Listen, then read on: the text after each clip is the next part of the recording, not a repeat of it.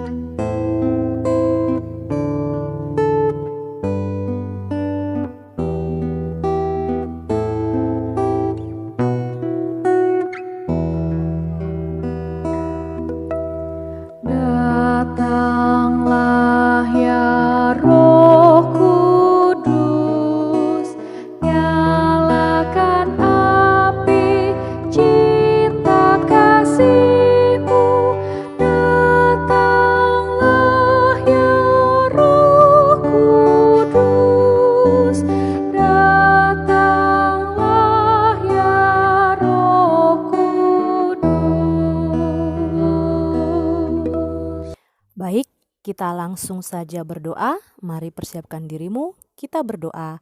Terima kasih Tuhan Yesus buat hari ini karena Engkau berikan kami kesempatan untuk kembali belajar. Tuhan Yesus, berkati kami yang saat ini akan belajar, berikan kami hikmat dan kepintaran, sehingga pembelajaran kami hari ini berjalan dengan lancar. Dalam nama Yesus Kristus kami berdoa dan mengucap syukur. Amin. Siswa-siswi Ibu yang diberkati Tuhan, judul pelajaran kita hari ini adalah Roh Kudus penopang hidup orang beriman. Sebelum kita masuk dalam penjelasan, Ibu akan sampaikan tujuan dari pembelajaran kita kali ini. Yang pertama, mengimani peran Roh Kudus dalam proses hidup beriman melalui lagu. Yang kedua, membangun sikap saling menolong dengan sesama sebagai wujud hidup yang dipimpin oleh Roh Kudus. Dan yang ketiga, menjelaskan peran Roh Kudus sebagai pribadi ketiga Trinitas. Kita langsung saja masuk dalam penjelasan yang pertama. Anak-anak Ibu sekaliannya, apakah kalian tahu siapakah Roh Kudus? Siapakah Roh Kudus itu?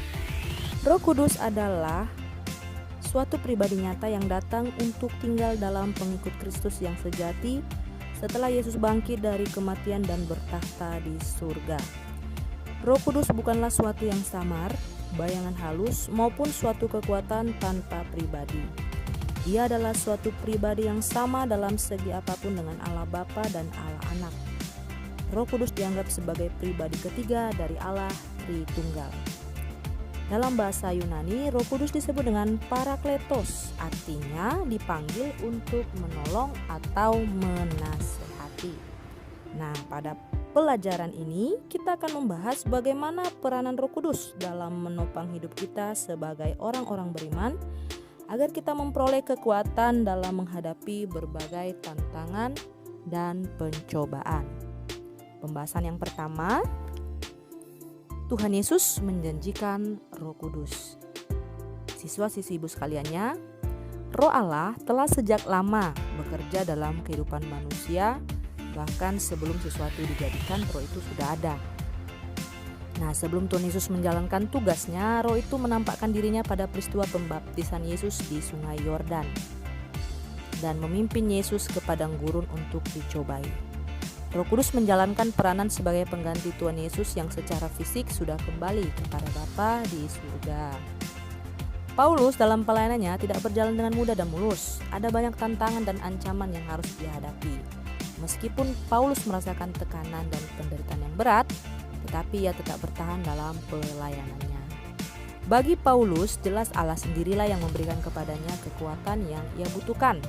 Dan pemberian itu ia peroleh lewat Roh Kudus yang telah Tuhan Yesus karuniakan kepada para murid dan kepada setiap orang percaya dan mengikut Dia. Pembahasan selanjutnya, Roh Kudus menghibur dan menguatkan. Jadi dari penjelasan yang pertama tadi sudah disinggung ya, janji Tuhan Yesus yang mengutus Roh Kudus yang juga disebutnya sebagai penghiburan. Anak-anak, penghiburan itu memang selalu mengandung penguatan. Kata penghibur yang digunakan untuk merujuk kepada Roh Kudus biasanya diterjemahkan menjadi comforter. Nah, ini dalam bahasa Inggris ya. Akar kata comforter berasal dari dua kata bahasa Latin, yaitu yang pertama itu dari cum, artinya bersama-sama, dan forte, artinya kekuatan. Nah, jadi dapat disimpulkan bahwa kata comfort atau menghibur artinya datang dan hadir bersama dengan orang yang berduka atau mengalami kemalangan untuk menguatkannya. Inilah peranan Roh Kudus di dalam hidup orang Kristen. Pembahasan yang selanjutnya, peran Roh Kudus dalam gereja dan umat. Dalam waktu sekitar 50 tahun terakhir ini, dunia menyaksikan pertumbuhan gereja-gereja yang sangat luar biasa. Di Asia, Afrika, dan Amerika Latin, gereja-gereja baru bertumbuh di mana-mana. Dan kebanyakan dari gereja itu adalah gereja-gereja Pantekostal. Ini adalah hasil pengamatan yang ditemukan oleh Donald Miller, profesor bidang studi agama di University of Southern California College. Dia mengamati lebih dari 20 negara di 4 benua. Nah, gerakan Pantekostal tersebut memberi dampak positif bagi para anggota gerejanya. Semuanya itu tidak terlepas dari peranan Roh Kudus yang sangat diutamakan di kalangan gereja-gereja ini.